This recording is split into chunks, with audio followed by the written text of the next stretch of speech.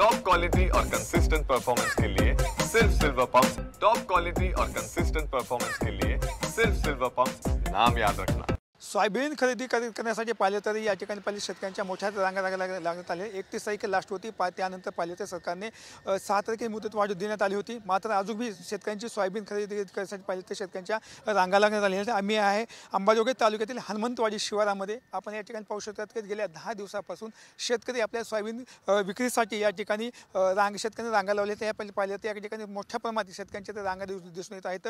तसं पाहिलं तर बाहेरच्या शेतकऱ्यांनी हमी भाव द्यावा या मागणीसाठी या ठिकाणी मागणी देखील केली होती। आणि त्यानंतर पाहिलं तर राज्याचे मुख्यमंत्री देवेंद्र फडणवीस सांगितले की शेतकऱ्यांचे जोपर्यंत सोयाबीन आहे तोपर्यंत आम्ही खरेदी करणार। मात्र या ठिकाणी पाहिलं तरी अजून शेतकऱ्यांची सोयाबीन खरेदी बंद करण्यात आलेली आहे गेल्या 6 तारखेपासून। आणि आता पाहिलं तरी घाटनांदूर शिवारात या ठिकाणी हनुमंतवाडी शिवारात पाहिलं तर शेतकऱ्यांच्या मोठ्या प्रमाणात रांगा लागण्यात आल्यात। या ठिकाणी पाहिलं तर शेतकऱ्यांचा खर्च देखील या ठिकाणी निघत नाहीये।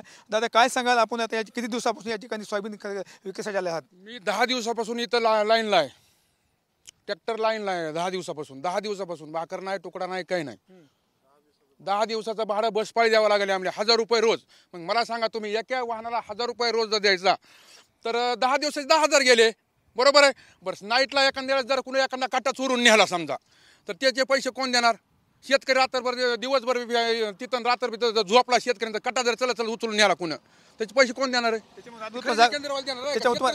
त्याच्यामुळे तुम्हाला रातभर जागा लागते, रात्रभर जागा लागते, डोळे फोडून बघा ना अवतार कसला झालाय ते।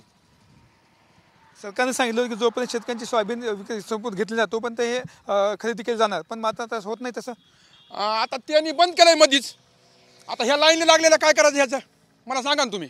लास्ट 31 तारीख होती, त्यानंतर शेतकरी 6 दिवस वाढून दिले होते। 6 तारीख लास्ट होती खरेदी करण्याची, पण त्यांनी बंद केलं सरकारने।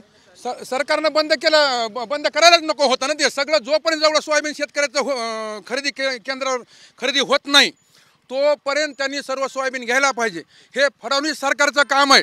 फडणवीस सरकारनं इथं पहिले काय म्हणले होते, फडणवीस सरकार आम्ही सोयाबीनला 6000 भाव देऊ, 7000 भाव देऊ। हां अहो आम्ही तुम्हाला मतं दिलं ना, निवडून दिलं ना। तुमच्या स्वप्नात नव्हतं एवढ्या मतानं आम्ही तुम्हाला निवडून दिलेलं आहे, आणि तुमचं दुर्लक्ष शेतकऱ्यावर असं का पिळवणूक करता तुम्ही? काय भाव मिळतं इथे या ठिकाणी पाहिले तर? शासनाचा हमी भाव मिळतोय 4892 रुपये। हा खाजगीमध्ये 3900 4000 पर्यंत आहे। काय सांगाल दादा, काय समस्या तुमच्या नेमक्या? आता समस्या काय, आम्ही 10 दिवसापासून इथं रस्त्यावर खरेदीच बंद आहे ना, इथं सगळं 6 तारखेपासून तर बंद आहे।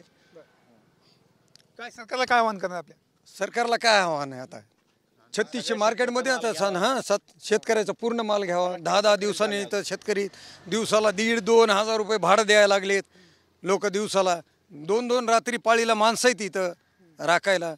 एखाद्या शेतकऱ्याचा कट्टा केला तर कोण जबाबदार आहे त्याचा? शेतकरीच ना। कोण देणार शेतकऱ्याला नुकसान? कट्टा जरी निघाला तरी दिवसाला 2 आता हरभरी काढणे चालू आहे, तिकडे माणसं वेगळेच लावा लागले। ज्वारी गहू काढायचे वेळ आहे।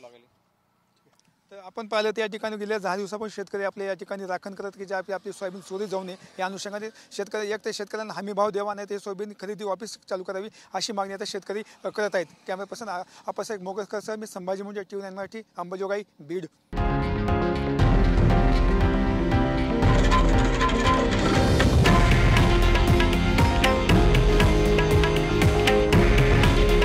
हे आहे देशातील नंबर 1 न्यूज नेटवर्क आणि आपण पाहत आहात TV9 मराठी।